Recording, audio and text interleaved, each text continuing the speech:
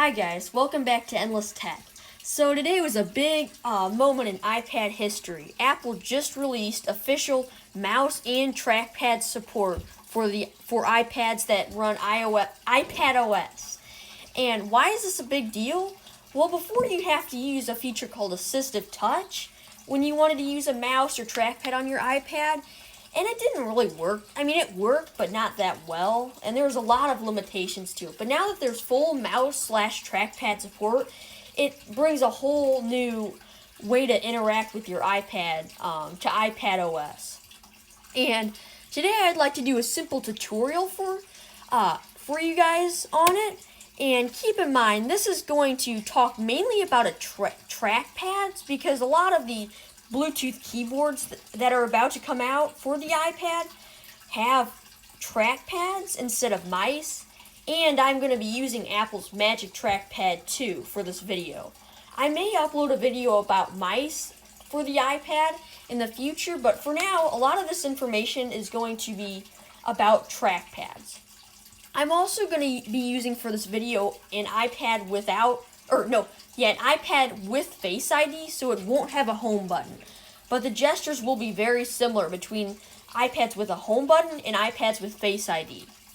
So the first thing you'll want to do is to connect your trackpad, or this applies to mice too, is turn it on and put it in pairing mode and go into settings. Then in others devices, it should be here. I've already connected mine. Then when it's connected and you move it around, you should see this gray circle. That is your cursor. I'm moving it around right now. Well, let's say you want to exit settings. So go down to the bottom of the screen. On my iPad, it's where the home bar is. And you'll see that on the home bar, it's kind of illuminated gray. That means the cursor selects it. The cursor kind of merges with the user interface. So when you see that, you can do one of two things. The first thing is just tap. Just tap the trackpad or mouse, and that'll leave the app. The second way is just to have the gray bar on the home bar and swipe up like you would with your finger. And it's really intuitive. It's not that complicated. It's that's just one of the main things that you'll need to know. And it's really a natural way to open and close apps. It was actually better than what I expected. So the next thing that you would want to do is go back into an app. Let's go into Pages. So when you go to apps, like I said earlier, the cursor will merge with the user experience. So see how as I move it between the apps kind of grow? That means that the app is selected. So let's go down to Pages right here and click on it. And it'll open up. It's in split screen for a different part of the video. Okay, so now that you're in the app, let's say you want to go down to your, the bar down at the bottom with all your apps. Usually you just swipe up like that with your finger. But now just go down quickly with the cursor, and that brings up all of your apps in this bar. Well, let's go, not all apps support split screen mode, but one that does is Numbers. So to get it in split screen, you're going to tap and hold, or just hold down the app and move it over. And you're going to see that thing happen. And now it's in 50-50 split screen. But if you want to go like 75-25, you can go like that, or 25-75. I'm doing this by moving the cursor to this bar right here that's getting bigger, and then you just hold and drag.